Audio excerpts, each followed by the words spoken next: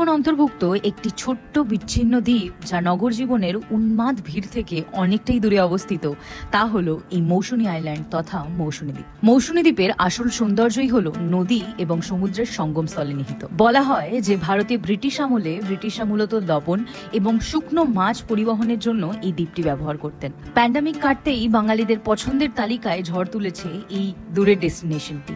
1-2 দিনের ঘুরতে যাওয়ার জন্য এখন এটা একটা সুপারহিট ডেস্টিনেশন। তবে উন্নয়নের সীমাবদ্ধতার জন্য বলা যায় এই দ্বীপের সৌন্দর্য আগের মতনই রয়ে গেছে। Hello, good morning guys. এখন বাজে হচ্ছে সকাল 7:50 আর আমি আজকে বেরিয়ে পড়েছি হচ্ছে মৌসুনী আইল্যান্ডের উদ্দেশ্যে। সো আমি এখন দাঁড়িয়ে আছি সুভাষ গ্রামে। তো শিয়ালদা থেকে যেই ট্রেনটা 7:14 যেটা ডিরেক্ট নামখানা যায়, সেই ট্রেনটাই আমি ধরবো, বাট এখনো সুভাষ গ্রামে এসে পৌঁছাইনি। আর আমার সাথীরা সব চলে এসছে আগেই।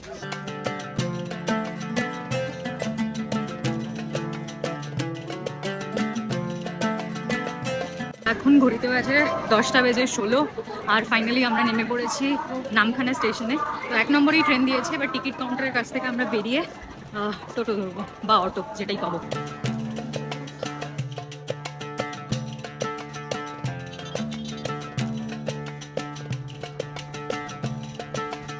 এখন আমরা নেমে গেছি 10 মাইল ঘাটে, যেটাকে পাতিমুনিয়া ঘাটও বলা হয়। সো এখান থেকে খেয়া ধরবো, খেয়া ধরে ওই পারে গিয়ে আবার টোটো ধরতে হবে। এখানে থেকে মৌসুনী আইল্যান্ড আসার জন্য টোটাল 3টে দ্বীপ রয়েছে। একটা হচ্ছে হুরজুতির ঘাট, একটা হচ্ছে পাতিমুনিয়া ঘাট, আর একটা হচ্ছে বাগডাঙ্গা ঘাট। তো পাতিমুনিয়া ঘাটটাকেই বলা হয় 10 মাইল ঘাট। সো আমরা এখন দাঁড়িয়ে রয়েছি পাতিমুনিয়া ঘাটে। এবার এখান থেকে খেয়ার টাইমিংটা জেনে দেন ওই পারে গিয়ে আবার আমাদের টোটো ধরতে হবে। তোমরা যদি টিফিন না করে থাকো, এখানে 2-3টে দোকান রয়েছে, দুটোই দোকান রয়েছে, যেখানে তোমরা বিস্কিট, কেক, ঠান্ডা কোক ফোক যদি কিছু চাও কিনে নিতে পারো। আমরা টিফিন করে আসিনি, তো আমরা কয়েকটা বিস্কিট, কেক এগুলো কিনে নিয়েছি, যাওয়ার পথে খেয়ে নেবো।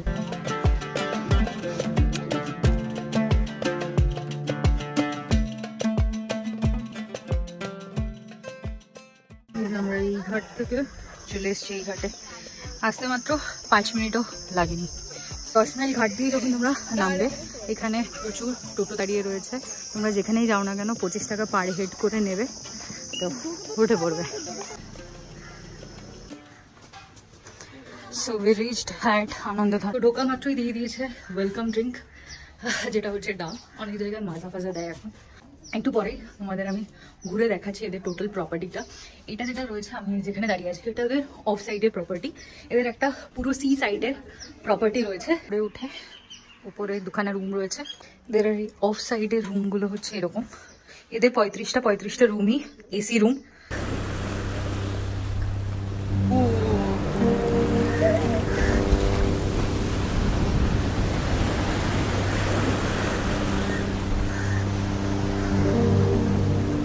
ঘড়িতে বাজে দুপুর 2, লাঞ্চের টাইম হয়ে গেছে। তো ফ্রেশ হয়ে বেরিয়ে পড়েছি অ্যান্ড চারিদিকটা ঘুরে দেখাবো। বাট তার আগে লাঞ্চটা সারবো, যে লাঞ্চে কী রয়েছে সেটা আগে দেখবো।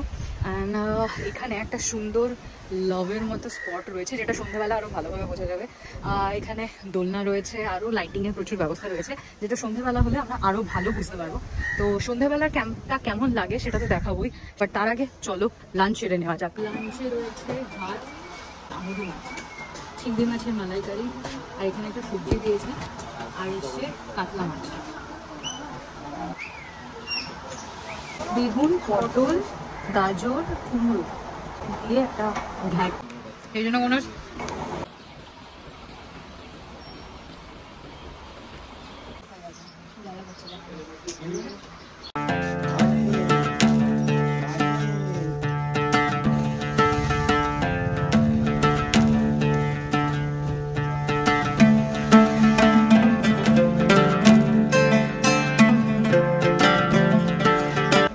barbecue night.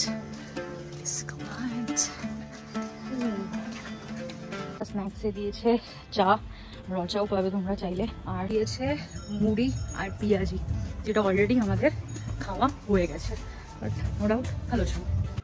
রাতে chicken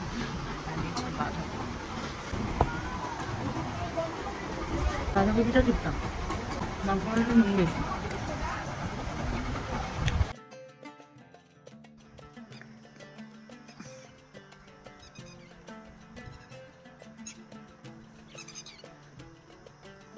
good morning guys. So এখন ঘড়িতে মোটামুটি বেজে গেছে 8:30, ঠিক আছে। আর আমরা একটা সুন্দর জায়গায় এসেছিলাম, মানে আমাদের আনন্দধারা যে ক্যাম্পটা রয়েছে সেই ক্যাম্পটার অপোজিট সাইড দিয়ে একটু হেঁটে এলেই ঠিক এইরকম সমুদ্র সৈকত পড়ে। তো এখন ভাটা বলে জল লিটারালি অনেকটা নেমে গেছে, বাট জোয়ার যখন ছিল পুরো এই অবধি জল ছিল। বাট নাইস, ভাটা হয়েও মানে এত সুন্দর দেখতে লাগছে, মানে ওই সীমান্ত পুরো বরাবর ভীষণই সুন্দর লাগছে। এটা হচ্ছে আরেকটা রিসর্টটার নাম ভালোবাসা রিসর্ট। রাস্তা দিয়ে আস্তে আস্তে লিটারালি এটা হচ্ছে রাস্তা, ঠিক আছে। এখানে 2-3টে রিসর্ট রয়েছে। তো এই যে বাঁধগুলো দেওয়া আছে, এই এত অব্দি জল থাকে জোয়ারের টাইমে, যেহেতু এখন ভাটা হয়ে গেছে জল লিটারালি অনেকটা নিচে নেমে গেছে, আর জল এরকম হয়ে গেছে, আর মানুষ এখানে নেমে এনজয় করছে, আমিও নেমে পড়েছি। আর আমাদের ব্রেকফাস্টে ছিল কচুরি, ঘুগনি আর একটা করে ডিম সিদ্ধ, বাট অল্টারনেটিভে তোমরা কচুরির বদলে মুড়িও নিতে পারো। এখন ঘড়িতে বাজে 11:42, আর এখন আমাদের চেক আউট ছিল হচ্ছে 10:30। তো আমরা রেডি ফেডি হতে টাইম লেগেছে, তো এই কারণেই তখন আমরা বেরোচ্ছি। বাট তার আগে প্রাইজিং গুলো তোমাদেরকে বলে দিই। এখানে বেশিরভাগই যা রিসর্ট আছে, আমরা যে রিসর্টটায় ছিলাম এই আনন্দধারা রিসর্টে, এই রিসর্টে পার হেড করে প্রাইস লাগে, যেটা আমাদের 1300 লেগেছিল, 1300 করে। 1300 টাকার মধ্যে তোমরা ফার্স্ট পেয়ে যাবে ঢুকেই ওয়েলকাম ড্রিঙ্ক, দুপুরবেলা তোমরা পেয়ে যাবে লাঞ্চ, সন্ধ্যেবেলা ওরা স্ন্যাক্স দিয়েছিল মুড়ি আর পেঁয়াজি, আর রাত্রিবেলা হচ্ছে রুটি ভাত যে যেরকম ভাবে, আর চিকেন, আর সকালবেলা পরের দিনের সকালে ব্রেকফাস্ট থাকে, ঠিক আছে। তো এখানকার বেশিরভাগ রিসর্টেই এরকম পার হেড করে প্রাইস লাগে, তোমরা যত কটাই রুম নাও না কেন। 5 মিনিটের রাস্তার জন্য 1 ঘন্টা ওয়েট। তো দুপুরবেলা লাস্ট যে খেয়াটা ছিল সেটা হচ্ছে 12:20 খেয়া। তো আমরা এসে পৌঁছেছি তখন 12:22, মানে আমরা টোটো থেকে নেমেছি আর খেয়া ছেড়ে দিয়েছে। অ্যান্ড লিটারালি তারপর 1:50 খেয়ার টাইম, আমরা এতক্ষণ বসেছিলাম। মাঝিকে দিয়ে অ্যারেঞ্জ করিয়ে একটা স্পেশাল নৌকা করা হয়েছে, যেখানে আমাদের ডাবল করে ভাড়া পড়ছে 20 টাকা করে পার হেড। ভিডিওটা ভালো লাগলে লাইক করো, শেয়ার করো, আর কমেন্টে জানিও ভিডিওটা কেমন লাগলো। সো টাটা, দেখা হচ্ছে আবার নেক্সট ভিডিওতে।